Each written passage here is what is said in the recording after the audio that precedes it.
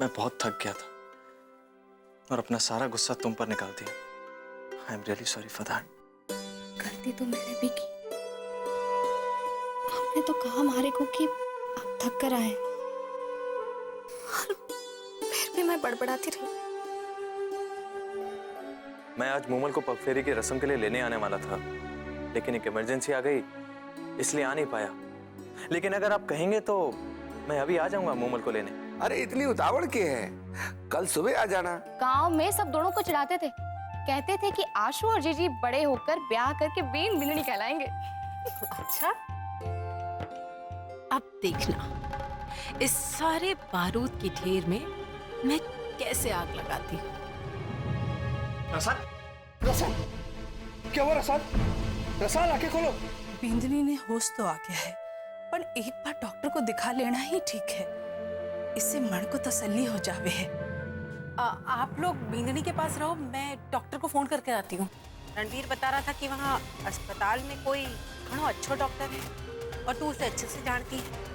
कोई डॉक्टर राठौड़। हाँ हाँ आशु। हाँ, वो जो भी है उसे जल्दी से हवेली भिजवा दे। बोल ना आशु, तू जाएगा ना हवेली?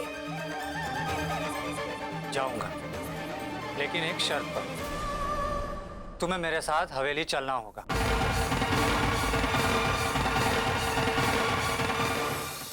अपने घर जाने के लिए इतना क्या सोचना रुक्मी। तुम मेरे साथ चलोगी तो मेरे लिए वहां आसानी हो जाएगी। तुम यहाँ हो, रसाल वहां बेहोश हो गई है और मैं किसी को वहां नहीं जानता। ठाकुर साहब से तो मिले है ना तू? हाँ, लेकिन यहाँ पर वहां क्या सिचुएशन होगी मुझे नहीं पता। वो वहां घर पे है या नहीं। अब तुम बहस मत करो, चलो मेरे साथ।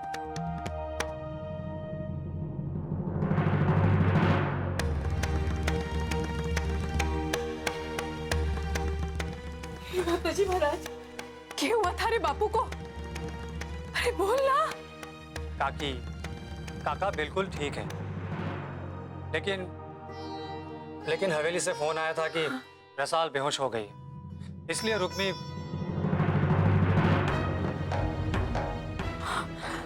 क्या हुआ मारी रसाल को?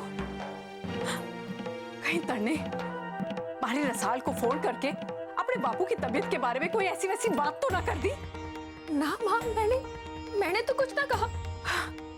हे माताजी महाराज, मारी रसाल ने ठीक कर दो।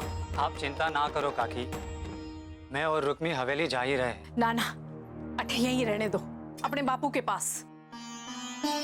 मैं चालू ना थारे साथ हवेली में। और वैसे भी बीमारी में बच्चों को माँ की याद आवे है, मारा वहां रहना बहुत जरूरी हो गया है। आप चलो डॉक्टर साहब। माँ ठीक कह रही है आशु, माँ चली जावेगी थारे साथ।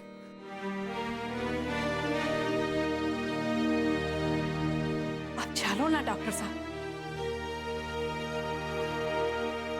ठीक है, ये ले, अपने बापू का ख्याल रखना। आप चलो चलो।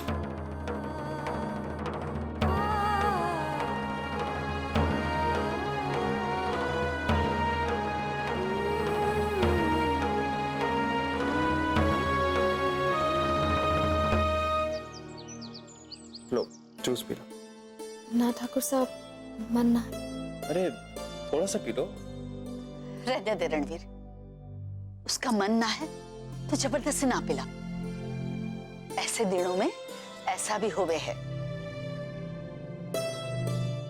मैंने डॉक्टर साहब को फोन कर दिया है, वो आते ही होंगे। ठाकुर साहब, अब मैं बिल्कुल ठीक हूँ, डॉक्टर को बुलाने की क्या जरूरत है? बस वो थोड़ा सा चक्कर आ गया तो इस वास्ते बेहोश हो गई। लो, चक्कर आ गया था, बेहोश हो गई थी और कह रही है थोड़ी सी बात है। जब तक डॉक्टर आके तुम्हें चेक नहीं कर लेते ना, तब तक मैं ऐसे हिलने वाला नहीं। पण कुछ नहीं। क्या बात है कमल, तू इतनी परेशान क्यों लग रही? अरे डॉक्टर साहब आते ही बता देंगे कि रसाल बेहोश क्यों हुई थी। जीजी, मनी सिर्फ एक चिंता ना है, दिल के सासड़े अब के रणबीर जा पावेगा?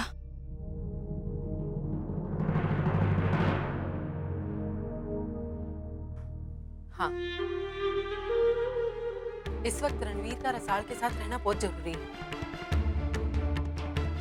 मैंने तो पहले ही कहा था कि रणवीर की जगह दीप को भेज देते हैं मूमल को लिवाने वास्ते, पर ठाकुर साहब को हमारी बात ही ना जची। मैं भंवर से बात करूं?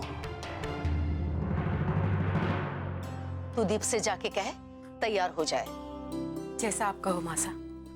जीजी, आपने तुम्हारी घनी चिंता दूर कर दी। हाँ ताईसा, थैंक यू। तुम्हारे को थैंक यू बोल रहा है? मार पड़ेगी। अरे हम सब एक परिवार के, अगर हम एक दूसरे के काम ना आएंगे तो कौन आएगा? मैं दीप को बोल कर आती हूँ।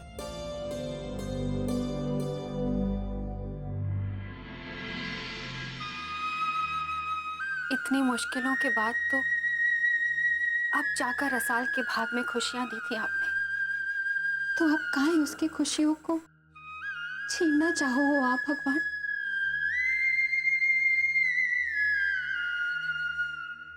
मां बनने जैसा जीवन का सबसे बड़ा वरदान देकर अब काहे उसकी परीक्षा ले रहे हो भगवान? हमारे रसाल को जल्दी से ठीक कर दो भगवान, उस पर कोई आंच ना आए, उसकी तबीयत ठीक कर दो। अरे रुक्मे, रसाल ने क्या होयो है?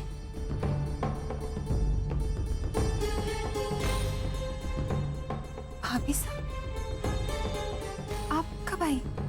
मैं तो अभी अभी आई हूँ, पर रसाल ने क्या होयो है? उसकी तबीयत तो ठीक है ना? वो अरे बता ना, नानी की सेवा करते करते खुद ही बीमार पड़ गई क्या? हाँ देखो ना भाभी साहब, ये छोरी अपना ध्यान ही ना रखे। इतने दिनों से वो एक ही जगह पर टिकी हुई है। अब उसे कह कि थोड़ा आराम करे और जल्दी से ठीक हो जाए। वैसे थारे को कैसे खबर मिली? वो फोन आया था रसाल का। हाँ, ठाकुर साहब ने दियो है। हाय हाय, कितनी चिंता है कुंवर साहब ने कि अपनी बीनी को फोन दे दियो।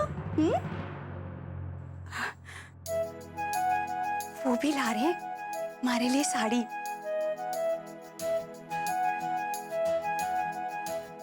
सच? ढाई सौ आ रहे हैं? कब? आज रात को। जब से खबर मिली है ना, हमारे तो हवे जमीन पर नहीं टिक रहे। हमारे को लग रहा है कि चीख चीख कर सबसे कहूं कि मारो भी नींद आ रहा है, उन्हें फिर से सुहागन बढ़ाने, फिर से नया जीवन पीने। बधाई हो भाभी साहब, घनी खुशी हुई ये खबर सुनकर। आखिर आपने सब्र का फल मिल ही गया आपको। मन्ने तो समझ ही ना आवे है रुक्मी, इतने सालों बाद मैं उन्हें देखूंगी, मैं क्या करूंगी, क्या कहूंगी, सोच कर मारा तो गला ही सूखे जा रहा है। आप लोग कुछ कहने की जरूरत ही ना पड़ेगी भाभी साहब। भाई साहब की आंखें पढ़कर सब समझ जाएंगे। अरे वाह, कुंवर साहब के प्रेम ने तन्ने भी आंखों की भाषा सिखा दी है। चल जल्दी से काका साहब को देख आवे। यही तो बहाना बना के मैं अटे आई थी, पर सच बात तो ये थी कि मैं किसी को बताना चाहती थी, मैं ये खबर किसी को सुनाना चाहती थी कि मारो बीन घर आ रही है। चलो। अरे रुक, तू भी रात को उनसे मिलने आ जाना, सासू माँ को तसल्ली हो जाएगी कि मैंने झूठ ना बोला है। पर आपने तो कोई झूठ ना बोलो है, आप तो अठे बापू से मिलने ही आए हो ना। हाँ, पर अब मन की बात तो मारे को ही मालूम है ना। वैसे मैं किसी से झूठ ना बोलूं हूँ। हाँ, और मन ने तो सच छुपाने वास्ते बार बार झूठ बोलना पड़े। अरे रुक्मी, तू कट्टे पहुंच गई है? चल जल्दी चल, मैंने भी इनके आने के स्वागत की तैयारी करनी। नमस्ते ठाकुर साहब।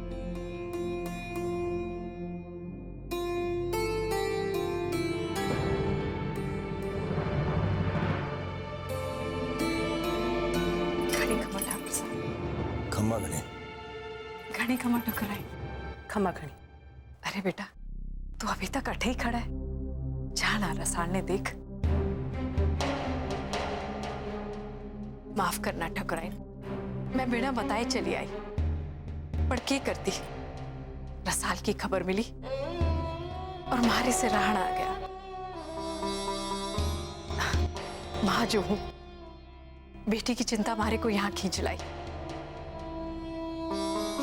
मारे रसाल की पहली बार आस बनी है। ऐसे में वो एक माँ अपनी बीमार बेटी को देखने आई है तो हम मना कैसे कर सकें? जरूर जाइए, रसाल भी आपको देख के खुश हो जाएगी। लेकिन हाँ, अगर आप ये देखने आई हैं कि उसके सासरे वाले उसका ध्यान रखते हैं कि ना, तो आपको ये बता दूं कि रसाल इस हवेली की बींदनी है और हम सब उसका बहुत ख्याल रखते हैं। ना ना समझण सा, आप मने गलत ना समझो। मारी रसाल तो भाग्यशाली है जो उसे ऐसा सासरा मिला।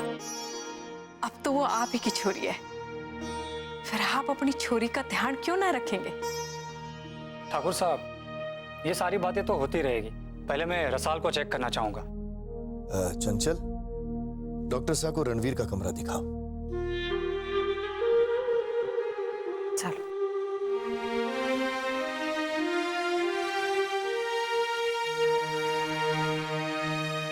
ठाकुर साहब, मैं बिल्कुल ठीक हूँ, मारे को कुछ ना हो रहा है। अब आप मूमल को लिवाने जा सको। सवाल ही नहीं होता। जब तक यहाँ का डॉक्टर तुम्हें चेक नहीं कर लेगा, मैं यहाँ से हटने वाला नहीं, समझी तुम? क्योंकि मैं जानता हूँ डॉक्टर आएगा तो तुम उसको भी यही कहोगी, मुझे कुछ नहीं हुआ है, सिर्फ बेहोश हुई थी, चक्कर आए थे ना। मैं कुछ नहीं सुनूंगा। रसाल, रसाल बेटा, कैसी है तू? क्या हुआ था तने? Hello mister Singh. हेलो। मारे को थारी घनी चिंता हुई, इसलिए भागी भागी चली आई।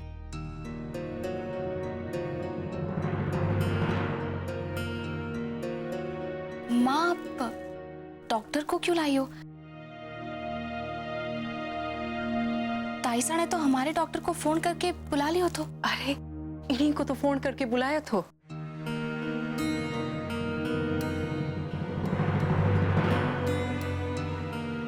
कच्ची इमली पक्की इमली, तोड़ के भागी काली कमली।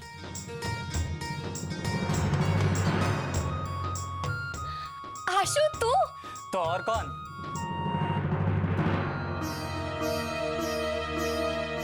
सच बता, सबका ध्यान अपनी तरफ करने के लिए बचपन की तरह जानबूझकर बेहोश होने का नाटक किया ना तूने?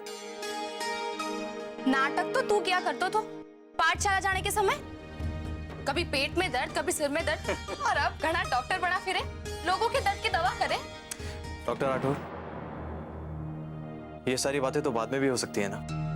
ना प्लीज रसाल को चेक कीजिए, मैं जानना चाहता हूँ कि आखिर प्रॉब्लम क्या है। Of course. आशु, थारे को याद है हम हरी काका के बाग में आम चुराने गए थे? हाँ, और पकड़े जाने पर हम सब भाग गए थे और तू अकेली पेड़ पर छिप गई थी।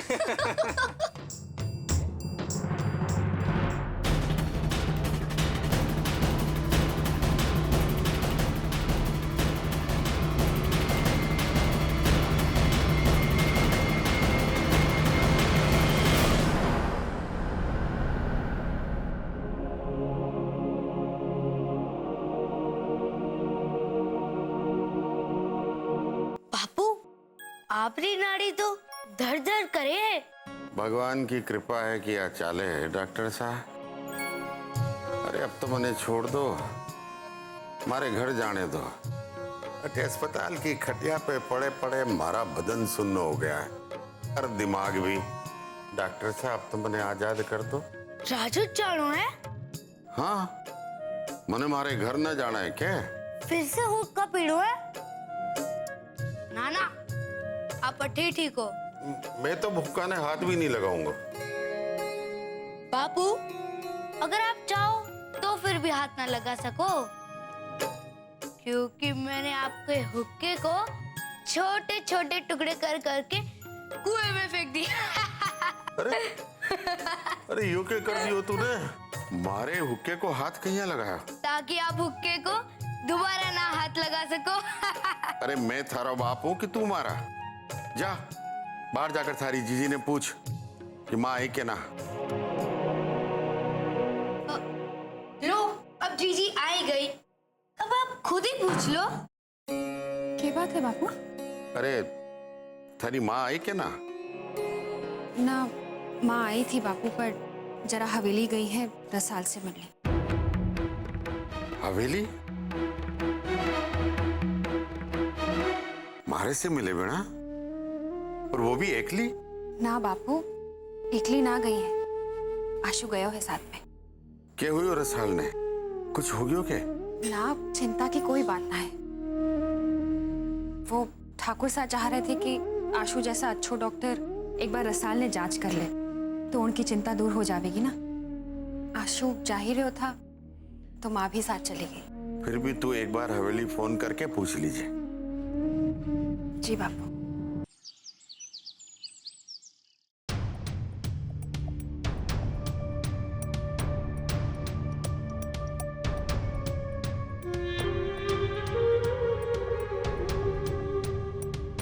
अरे रणवीर बेटा, क्या बात है? तू इतना परेशान काहे लग रहा है? डॉक्टर ने कोई ऐसी वैसी बात कही क्या? ताई साहब, डॉक्टर गुप्ता आने वाली थी ना, तो फिर डॉक्टर राठौर को किसके कहने पे बुलाया गया? मैंने बुलाया था। डॉक्टर गुप्ता का फोन ना लग रहा था और हमारे को रसाल की घनी चिंता हो रही थी।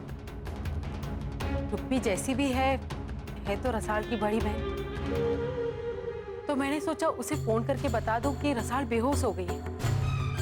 मैंने उसे फोन किया था और जैसे ही उसने सुना कि रसाल बेहोश हो गई है, वो रोने लगी और तुरंत कहा कि मैं आंसू को भेज दूं।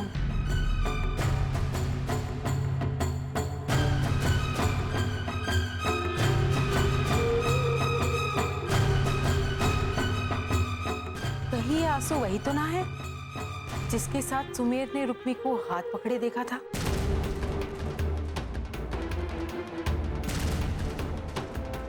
हमारे को तो लगे कि दोनों में कोई गहरा संबंध है। कई सालों से जानते हैं एक दूसरे को। तभी तो हमारे मना करने पर भी रुक्मी जिद करने लगी कि ना ना, हमारी रसाल को तो आंसू ही दिखे। तो फिर मैं क्या करती? मैं कुछ कहती इससे पहले उसने फोन रख दिया।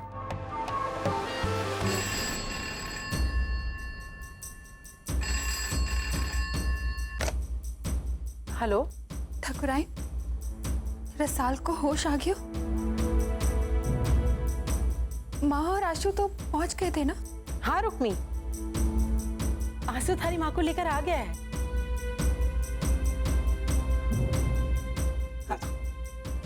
हेलो, किसने कहा था तुम्हें डॉक्टर राठौर को यहाँ भेजने के लिए? होती कौन हो तुम ये फैसला करने वाली? रसाल मेरी पत्नी है और उसका कैसे ख्याल रखना है ये मुझे तुमसे सीखने की जरूरत नहीं है। इसलिए कौन सा डॉक्टर उसका इलाज करेगा ये फैसला भी मैं करूंगा, तुम नहीं। समझी तुम?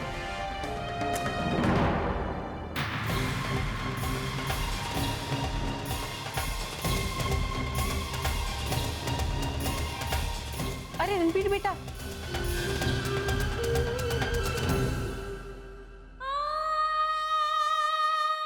मैंने तो सिर्फ ठाकुराइन का हुक्म माने था,